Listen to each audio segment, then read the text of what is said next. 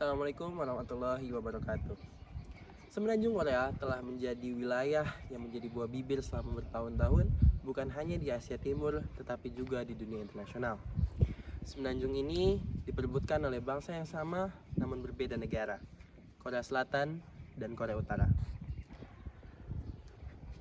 Berbagai cara dilakukan oleh kedua negara ini agar semenanjung ini menjadi wilayah mereka.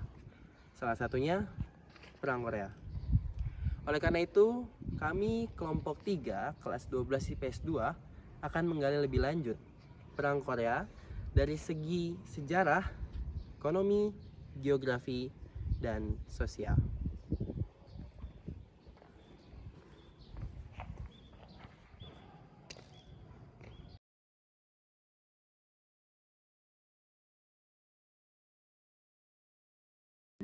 Korea pada awalnya merupakan satu wilayah kesatuan yang berada di bawah dinasti Joseon.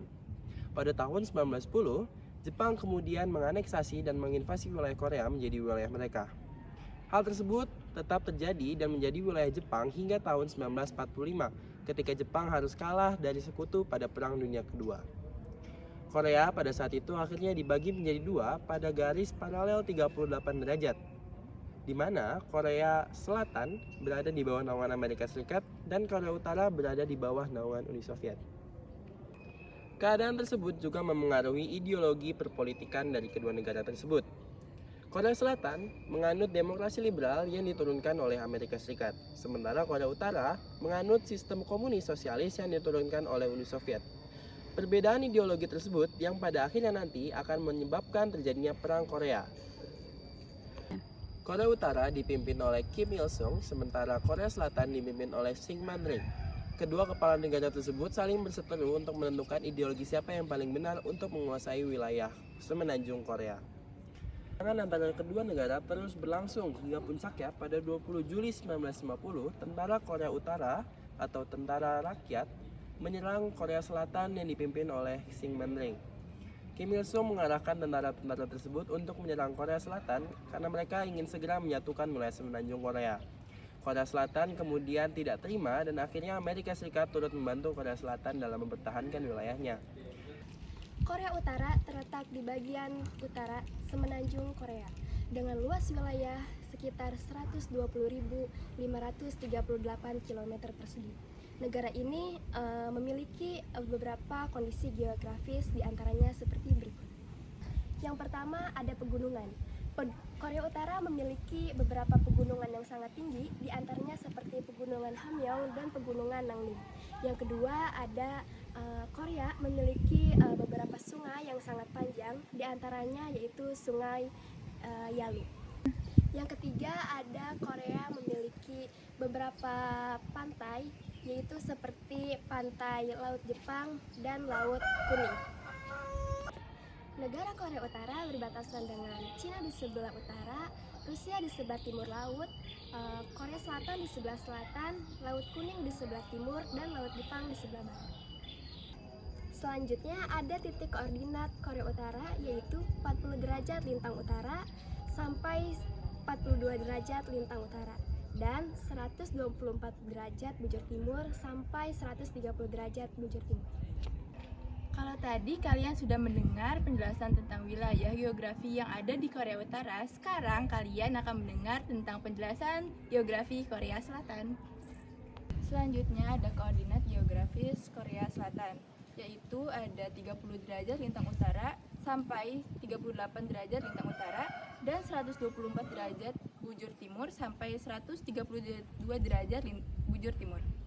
Memiliki garis pantai yang panjang di sepanjang Laut Kuning, Laut Cina Timur, dan Laut Jepang. Kalian tahu gak sih perbatasan DMZ itu apa? Selanjutnya ada perbatasan. Zona demilitarisasi Korea atau DMZ adalah zona perbatasan yang sangat termilitarisasi yang memisahkan antara Korea Utara dan Korea Selatan. Zona penyangga ini mempunyai lebar sebesar 4 km dan panjang 250 km. DMZ diawasi oleh pasukan Perserikatan Bangsa-Bangsa dan Korea Selatan. Nah, ternyata perang Korea antara Korea Utara dan Korea Selatan sangat berpengaruh loh pada kekuatan ekonomi mereka. Yuk, simak videonya. Kita beralih ke pasca perang. Pasca perang, ekonomi Korea Utara sangat terdampak, di mana 85% sektor industrinya hancur total akibat dari serangan udara Amerika Serikat. Walaupun banyak yang hancur total, Korea Utara tetap memilih dengan ekonomi tertutup, di mana dia tetap memilih tidak bergantung pada negara lain, melainkan bergantung pada negara-negara sekutu. Betul, 23. Selanjutnya kita ada setelah pasca perang. Ekonomi pasca perang Korea Selatan sangat terdampak karena berbagai lahannya telah hancur akibat pergantian dari Seoul dengan Korea Utara. Apalagi ini terjadi berulang kali antara Korea Utara dengan PBB, Korea Utara dengan PBB. Akibatnya Korea Selatan terdampak sangat besar di bagian ekonominya. Hingga akhirnya terjadi krisis pangan di mana bahan-bahan pokok menjadi sangat langka. Akibatnya ini menjadi hyperinflasi. Akibat dampak tersebut, Korea Selatan masih sangat bergantung pada Amerika Serikat dan sekutu untuk menopang ekonominya hingga ekonominya stabil. Tetapi karena terjadinya berbagai macam isu politik, sehingga ekonomi Korea Selatan berkembang dengan lambat.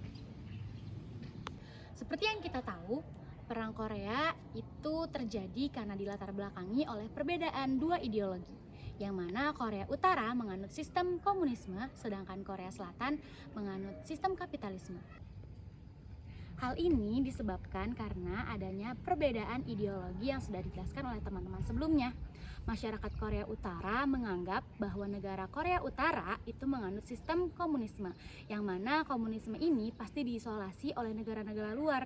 Lalu mereka berpikiran bahwa mereka akan mengungsi ke Korea Selatan, yang mana Korea Selatan ini menganut sistem kapitalisme, yang kapitalisme ini mereka anggap bisa dibantu oleh negara-negara di bagian barat. Sebelum perang pada tahun 1945 sampai dengan 1950, ternyata negara Korea baru saja selesai dijajah oleh negara Jepang. Dalam kondisi sosialnya, negara Korea itu terbagi oleh dua zona, yaitu Korea Utara dan Korea Selatan. Dalam kondisi sosial yang lain juga ternyata negara Korea masih menganut sistem dan budaya Konfusianisme. Sama seperti pada negara-negara yang lain, setelah mereka dijajah dan pada periode ini ternyata negara Korea juga baru bermunculan gerakan-gerakan kemerdekaan, baik di utara maupun di selatan. Tapi teman-teman tahu nggak sih, ternyata perang Korea ini punya dampak sosial yang signifikan loh, baik di Korea Utara maupun di Korea Selatan. Setelah jalannya perang, ternyata perang Korea ini memiliki dampak sosial yang signifikan, baik di utara maupun di selatan. Nah, mari kita bahas dampak sosial sesudah perang pada perang Korea ini.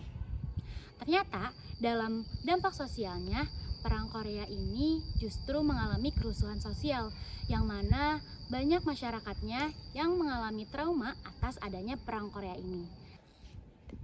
Dampak sosial lain yang terjadi setelah perang Korea ini terjadi adalah peran perempuan yang sangat berarti, yang mana ternyata banyak sekali peran-peran perempuan yang menjadi pahlawan pada saat perang Korea ini terjadi. Sama seperti negara-negara yang lain, setelah perang terjadi, negara Korea mengalami masa reformasi atau masa pemulihan dari perang Korea itu sendiri. Ada masa reformasi di bidang aspek ekonomi dan politiknya, mulai dari membangun hubungan internasional yang luas dengan pembangunan ekonomi yang jauh lebih baik dan pemberdayaan sumber daya manusia yang jauh lebih baik. Perang Korea telah membawa kehancuran bukan hanya dari segi ekonomi tetapi juga sosial. Perang ini membawa dampak yang sangat besar terutama bagi keluarga Korea yang harus terpisah akibat terpisahnya Korea Utara dan Korea Selatan. Bukan hanya itu saja, dari segi ekonomi juga banyak yang harus dikorbankan. Bagaimana kita melihat ekonomi Korea Utara yang harus ngedrop dan turun, dan juga Korea Selatan yang stagnan ekonominya. Oleh karena itu, pelajaran yang kita bisa ambil adalah jangan sekali-kali kita berperang, karena perang hanya akan membawa kehancuran bagi umat manusia. Terima kasih. Wassalamualaikum warahmatullahi wabarakatuh.